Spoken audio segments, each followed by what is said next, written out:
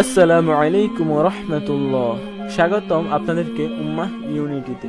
আপনারা জানেন ইতিমধ্যে আল্লামা মামুনুল হক বঙ্গবন্ধুর মূর্তি তথাকথিত ভাস্কর্য নিয়ে খুবই সোচ্চার। পাল্টা জবাবে তিনি বারবার সহিহ কোরআন এবং হাদিস দ্বারা প্রমাণ করে দিয়েছেন যে মূর্তির কোনো বৈধতা নেই শরীয়ত অনুযায়ী, যদি সেটা কোনো মানুষ কিংবা প্রাণীর হয়।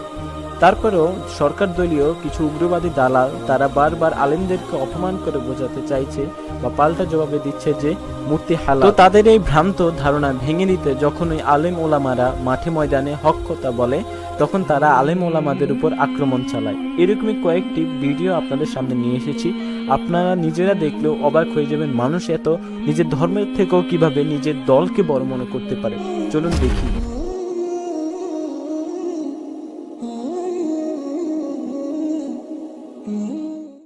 এই ভিডিওতে যখনই মাওলানা সিফাত হাসান সহিহ কোরআনের আলোকে কথা বলতে গিয়েছিলেন, তখনই মাহফিল কমিটি দেয় বাধা। কোনো কথা বলতেছেন? আমি বলে দিব চাচা, আমি বলে দিব ইনশাআল্লাহ। আপনি শুনেন, আমি একটু শোনেন, আমি বলে দিচ্ছি। আমি বলে দিচ্ছি, একবার ক্লিয়ার করে দিব। আমি বলে দিচ্ছি, দেখেন আমি আসলে কারো বিরুদ্ধে না, বিপক্ষে না। আমি খুব সুন্দর করে বলবো, শুধু শেষ পর্যন্ত আমি একবারে সবাইকে নিয়ে বলবো। শুধু একটু শোনেন, কথাটা শোনেন, আমি কি বলতেছি শোনেন। আমি কাউকে আক্রমণ করব না, আঘাত করব না। কোরআন হাদিস দিয়ে যদি বুঝাইতে পারি মাইনেন, না মানলে আমি বুঝে যাব। কোন একবার সব দিব, আয়াত দিব, হাদিস দিব, সব দিব। শোনেন, অবশ্যই বলবো, অবশ্যই সব বলবো, সব বলবো, আয়াত বলবো, হাদিস বলবো। না না, শোনেন শোনেন শোনেন শোনেন শোনেন শোনেন শোনেন শোনেন ওনারা জানতে চাচ্ছে, আমিও বুঝার জন্য বলবো, শুনতে হবে, ওনারাও বুঝবেন। দেখেন, ওনারাও বুঝবেন। শোনেন, আমার দিকে তাকান। বাংলাদেশে আহলে হাদিস বলেন, সুন্নি বলেন, তাবলিগ বলেন, চরমনাই বলেন, জামাতে ইসলাম বলেন, ওলামা লীগ বলেন, যত শ্রেণীর ওলামায়ে কেরাম বাংলাদেশে রয়েছে, সমস্ত ওলামায়ে কেরাম এ ব্যাপারে একমত। আমার দিকে তাকান। না, শোনেন শোনেন, আপনারা বুঝে তো কথা বলতে হবে। আমি কোনটা বলতেছি বুঝেন। এ ব্যাপারে সবাই একমত, গাভী চিনেন তো? গাভীর ছবি অঙ্কন করা হারাম, কেন? এটা প্রাণী। বাঘের ছবি অঙ্কন করা হারাম, কেন? এটা প্রাণী। তারপরে হাঁস মুরগির ছবি অঙ্কন করা হারাম, কেন? এটা প্রাণী। মানুষের ছবি অঙ্কন করা হারাম, কেন? এটা প্রাণী। কথা বুঝেন। ভাস্কর্য আর মূর্তি নিয়ে কথা বলতেছি না। ভাস্কর্য আর মূর্তি বাদ দেন, ভাস্কর্য আর মূর্তি বাদ দেন। বাংলাদেশে যারা ওলামায়ে কেরাম রয়েছে, আপনি বুঝতে পারেন না তো, আমার মাঝখানে কথা বললে তো আমি বলতে পারতেছি না। আমরা মানুষ না ভাই? উনি মানুষ না? ওনার ছবি আঁকাও হারাম, আমার ছবি আঁকাও হারাম। আমি এখানে বসে বললাম, পৃথিবীতে যত ওলামায়ে কেরাম আছে, পৃথিবীতে যত ওলামায়ে কেরাম রয়েছেন, সমস্ত ওলামায়ে কেরাম একমত। আল্লাহর নবী বলেছেন প্রাণীদের ছবি অঙ্কন করা হারাম, অতএব আমি মানুষ হিসেবে, প্রাণী হিসেবে আমার ছবি অঙ্কন করাও। এবার দলিল নেন, দলিলটা নেন। বুখারী শরীফের মধ্যে আসছে, আল্লাহর নবী বলছেন, ইন্না আসাদ্দান নাসে আযাবান ইনদাল্লাহি ইয়াউমাল কিয়ামাতি আল মুসাউউরুন মানে হলো যারা ছবি অঙ্কন করে, নিজ হাতে মূর্তি তৈরি করে, নিজ হাতে মানুষের ছবি বানায়, মানুষের ভাস্কর্য বানায়। আল মুসাউউরুন মানে হলো ছবি অঙ্কনকারী, মূর্তি অঙ্কনকারী, ভাস্কর্য অঙ্কনকারী। আল্লাহর নবী বলেছেন কিয়ামতের মাঠে সবচাইতে কঠিন আযাব হবে ওই ব্যক্তির যে নিজ হাতে ছবি অঙ্কন করে। এটা মানুষের ছবি হতে পারে, ঘোড়ার ছবি হতে পারে, হাতির ছবি হতে পারে, মানুষের ছবি হতে পারে, XYZ যে কোনো প্রাণীর ছবি যদি নিজ হাতে কেউ অঙ্কন করে, কেউ বানায়, আল্লাহর নবী বলেছেন কিয়ামত দিবসে সবচাইতে কঠিন আযাব হবে ওই মানুষটা। একটা হাদিস দিলাম বুখারী শরীফ থেকে, আরেকটা হাদিস নেন। আল্লাহর নবী আরেক জায়গায়, বুখারী শরীফের আরেক জায়গায় আসছে, আল্লাহর নবী বলছেন, ইন্নাল্লাযীনা ইয়াসনাউনা হাযিহিস সূর ইউআযযিবুনা ইয়াওমাল কিয়ামা ইউকালু লাহুম আহইউ মা খালাকতুম। আল্লাহ নবী বলছেন, নিশ্চয়ই যারা ছবি অঙ্কন করে, মূর্তির ছবি, মানুষের ছবি, প্রাণীর ছবি যারা নিজ হাতে অঙ্কন করে, যারা বানায়, তাদেরকে কিয়ামত দিবসে কঠিন শাস্তি দেওয়া হবে। তাদেরকে ফেরেশতারা টেনে আনবে, ডেকে আনবে, এনে বলবে মানুষের ছবি কেন অঙ্কন করেছিলি, প্রাণীদের ছবি কেন অঙ্কন করেছিলি, মূর্তি কেন বানাইছিলি, বানাইছস কেন, এখন জীবন দে। কেন বানাইলি, এখন প্রাণ দে, এখন জীবন দে। আমার ছবিও যদি কেউ অঙ্কন করে, আমাকে যে বানাইছে, যে ছবি অঙ্কন করেছে, তাকে ফেরেশতারা কিয়ামত দিবসে আনবে, এনে বলবে কেন তুই মানুষের ছবি অঙ্কন করেছিলি, মূর্তি বানাইছিলি, এখন প্রাণ দে। প্রাণ না দিতে পারলে খবর আছে না নাই, সোজা ফেরেশতারা ডান্ডা মেরে তাকে জাহান্নামে নিয়ে যাবে। এই ভিডিওটি আরেকটু বেশি বেদনাদায়ক। এই ভিডিওতে যখন সহিহ কোরআনের হাদিস বলে দিয়ে তারপর মূর্তির বিরোধিতা করলেন, তখন মাহফিল কমিটি বক্তার মাকে তুলে অশ্লীল ভাষায় গালাগালি করলো, যা শুনলে আপনি নিজেই লজ্জিত হবেন। কিভাবে মানুষ পশুর নয় এরকম আচরণ করতে পারে?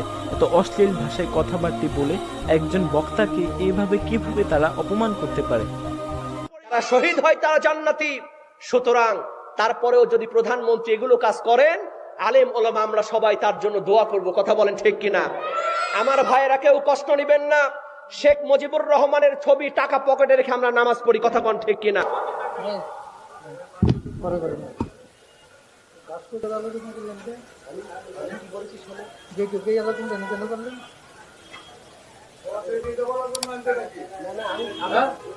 মানে অনেকেই তো না, আপনি কেন বললেন? কানাপট্টি গরম করে এলাম বান্দির বাচ্চা, কানাপট্টি গরম করে এলাম বান্দির বাচ্চা, একদম পিঠা এখানকার বলা ঠিক করে এলাম। হ্যাঁ, মারানির বলা রাষ্ট্রবিরোধী কথা যখন একদম পিঠা লুলে গেলাম।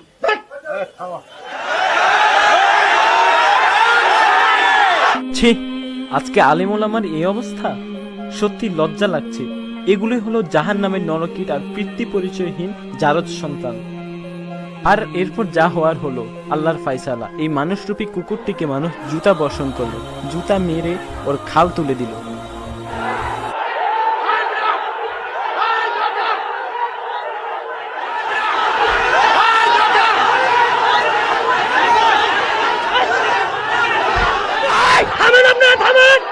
আল্লাহর ভয় হাত জোর করে বলতেছি, হাত জোর করে বলতেছি, আপনাদের থামেন, আপনাদের পায়ে ধরি, আপনাদের পায়ে ধরি, আপনারা থামেন। মাহফিল কি চলবে? মাহফিল চলবে, মাহফিল চললে আপনারা থামুন। মাহফিল যদি চলে আপনারা বসুন, মাহফিল চলে আপনারা বসুন।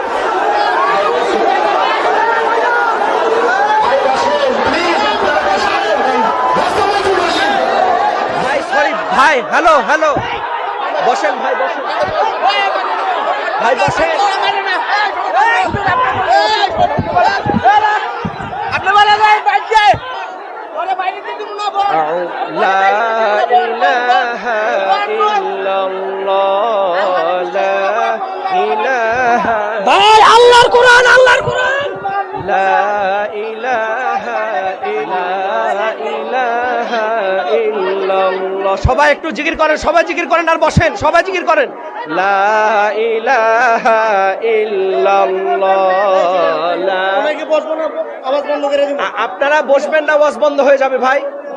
প্লিজ বসেন, প্লিজ বসেন, আমি আলোচনা করব। আপনারা বসলে আমি আলোচনা করব, আপনারা বসলে আমি আলোচনা করব। বসেন প্লিজ। বসেন বসেন বসেন বসেন, বসে যান, বসে যান।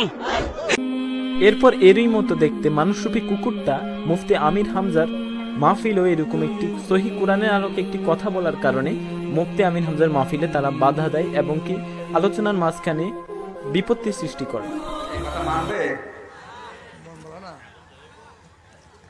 আমরা নেককার স্ত্রীর গোনা বলছিলাম 1 নম্বরে শুরু করে একখানে জাগার একখানে মাটির তো লেগেছে গা আপনার ওখানে যাই না, যাবো তো অবশ্যই, পেটি চিরিতলে কথা কই আর কি লাভ কি আপনার দেশে? ওই যে এই যে আমি তো যাবো অবশ্যই, কিন্তু যাই না। আরে আগুনটা দিই না, মাটির তো লেগেছে। আমি তো বললাম, আপনি ওই তথ্যটা এবার খুঁজে নিন। সব বলা লাগবে আপনার জন্য একা একা। আপনি যে তথ্যটা বলেছেন আপনি এবার খুঁজে নিন, ইন্টারনেটে যান, ফেসবুক দেখেন, ইউটিউব ম্যাট ঘাটেন। আমি একা একা সব যদি বলতে চাই এরকম তো রাত তো 2-3টা লাগবে। তো বলার কথা যা বলেছি তো।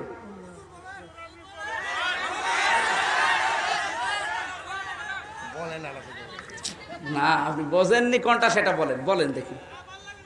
এই যে 22.5 কিলোমিটার যাওয়ার পরে যেটা পাওয়া গেছে আমি ওই পর্যন্ত বলেছি। আমি যতটুকু পড়িয়েছি ততটুকু তো বলবো, আমি তো বানিয়ে কিছু বলতে পারি না, আর বানিয়ে বলা তো ঠিকও না। আমি এই পর্যন্ত পেয়েছিলাম, পড়েছিলাম, বিশ্ববিদ্যালয়ে থাকাকালীন এইটাই বললাম। এখন আপনি যদি আরো কিছু গবেষণা করে বের করতে চান আপনাকে গবেষক হওয়া লাগবে, কারণ ওর নিচে আমার আর জ্ঞান নেই।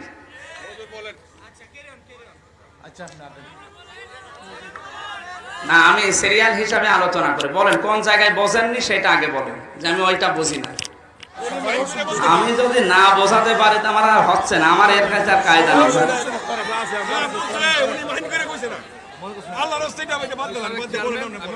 না না আমার দাদাও চেয়ারম্যান, আমি তো দাদার মতো ওনার কথা আমি কিছু মনে করি না। ঠিক আছে,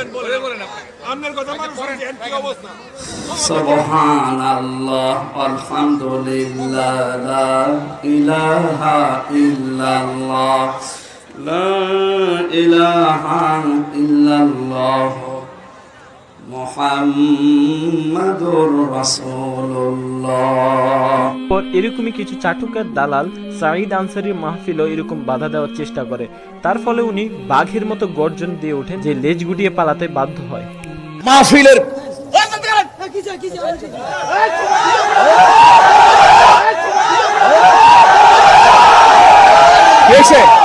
চিল্লান কেন? কি হয়েছে? চিল্লান কেন? কেন বন্ধ করবো? কি হয়েছে?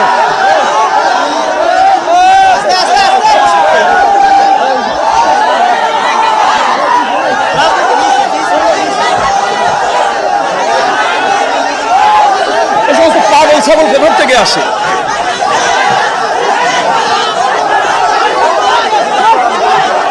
বসুন সবাই, বসুন বসুন বসুন সবাই, বসুন বসুন বসুন বসুন সবাই বসুন। আর একটা প্রতিষ্ঠান অনেকগুলো মানুষের একটা সংসার, সেখানে একটা ওয়াজ মাহফিল হলে, দ্বীনি মাহফিল হলে প্রতিষ্ঠানের কিছু স্বার্থ জড়িত থাকে, প্রতিষ্ঠানের মান সম্মান জড়িত থাকে, প্রতিষ্ঠানের ইজ্জত জড়িত থাকে। সুতরাং আপনারা যদি অনাকাঙ্ক্ষিত আচরণ করেন তাহলে প্রতিষ্ঠানের কি হবে? বদনাম হবে, প্রতিষ্ঠানের ইজ্জতের ক্ষুণ্ণ হবে। আপনারা কি সেটা চাইবেন? বলেন সবাই আমার কাছে ওয়াদা দেন, সেটা কি চাইবেন? অবশ্যই চাইবেন না। সুতরাং ওনারা প্রশাসনের সাথে কথা বলুক। যদি প্রশাসন বলে যে ঠিক আছে, যখন লোকেরা চলেই আসছে তো আর একটু সময় তারা করুক, করে তারপরে বাকায়দা শেষ করে দেবে। আর যদি যেহেতু করোনা প্যান্ডেমিকের কারণে প্রশাসনিক ভাবে যদি তারা করতে না দেয় তাহলে তো আপনার আমার করার সেখানে আর কিছুই নাই।